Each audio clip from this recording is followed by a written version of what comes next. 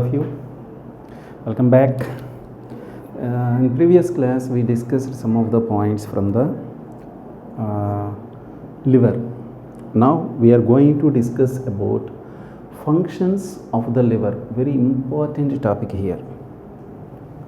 Functions of liver.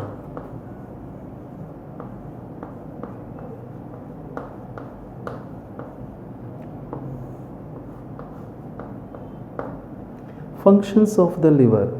First one,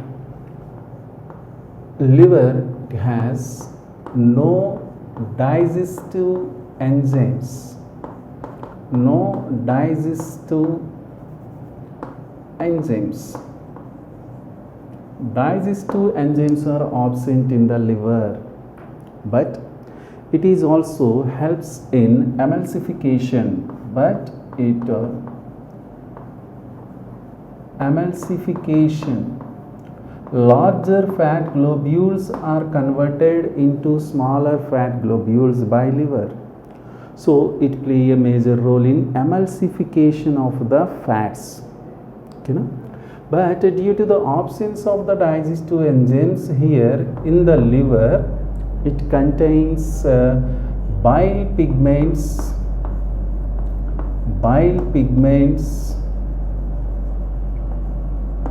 and bile salts. Bile pigments and bile salts. The color of the bile, that is greenish yellow color, due to the presence of the bile pigments. The bile pigments of the bile are two. One is bilirubin, and the second one is biliverdin. Bilirubin and biliverdin. These two are the derivatives of the dead RBC. Clear? So bilirubin, biliverdin are bile pigments. The bile salts are tarocolate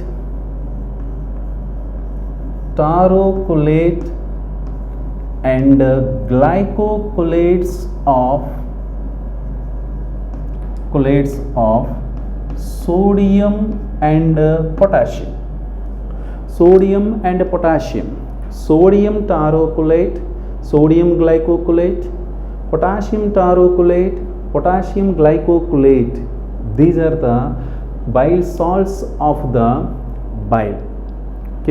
So due to the presence of the bilirubin and biliverdin, the color of the bile is greenish yellow color, that is for the emulsification of the fats. One more point for the bile juice. This bile juice play a major role in the synthesis of the carbohydrate synthesis. It is also involved in the synthesis of the carbohydrates, and those are glycogenesis, glycosinolysis,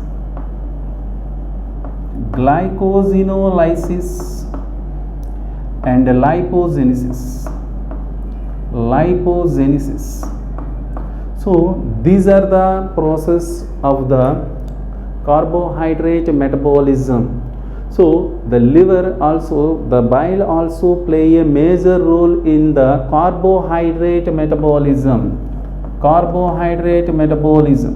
See, glycogenesis. Here in our body, excess materials, it is converted into monosaccharides like glucose. When we intake more amount of the food particles, here the glucose levels will be increased in our body. The excess glucose, it is converted into glycogen by liver. Excess glucose is converted into glycogen by liver. The process of the conversion of the glucose into glycogen, this process is known as glycogenesis.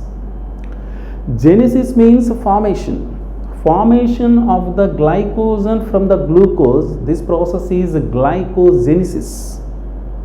See, when we want some amount of the energy or amount of glucose during fasting process or the vigorous exercise in these particular condition, not vigorous conditions here, when we want some amount of the glucose here, glycogen, it is divided or the breakdown and forms into glucose again.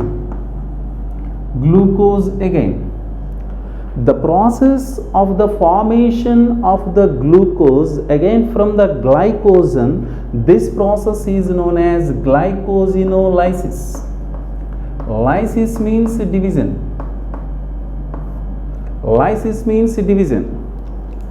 Genesis means formation. Lysis means division. Formation of the glycogen from glucose, glycogenesis. Glycogen into glucose, glycosinolysis. Sometimes non-carbohydrate compounds like proteins, fats also converted into glucose. This process is known as lipogenesis. Non-carbohydrate compounds are converted into glucose, is the process is known as lipogenesis.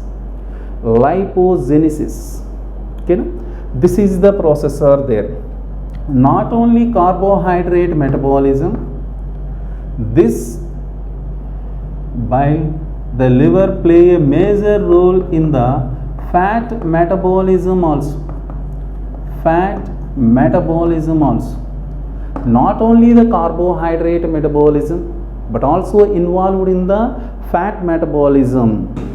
Okay, now the process here for the clarity. Glycogenesis means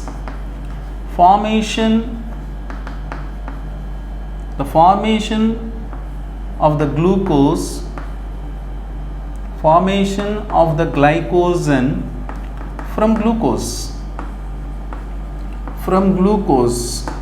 that is glycogenesis. Glycosinolysis, breakdown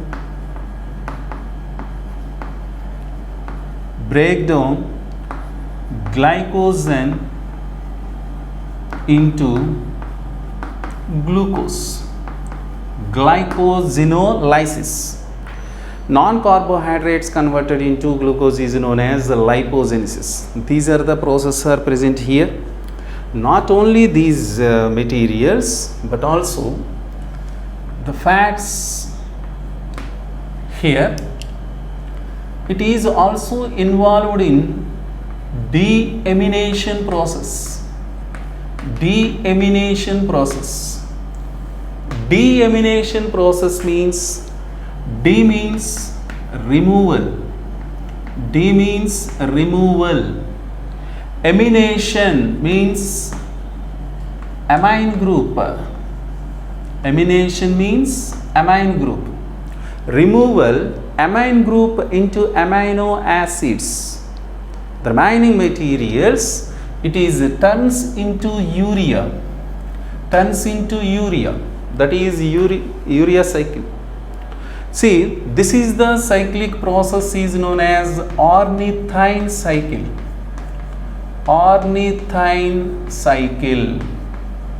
See, liver play a major role in the deamination process, means removal amine group from the amino acids. Here it is converted into urea. This is known as ornithine cycle. So it is also involved for the formation of the urea. One more important point here, during anaerobic respiration. Anaerobic respiration means the process of respiration that occurs in the absence of oxygen is anaerobic respiration. In humans, ourselves, we also doing the anaerobic respiration. So the process of anaerobicism, it will see in the our muscles, skeletal muscles and the RBC also. In the skeletal muscles, due to the absence of the oxygen, actually glucose converted into lactic acid. Glucose is converted into lactic acid. So it is known as lactic acid fermentation. So this is glucose is converted into lactic acid plus energy. This process is known as anaerobic respiration. This liver, it is also play a major role to convert again the lactic acid into glucose. This is the cyclic process is known as Cori cycle.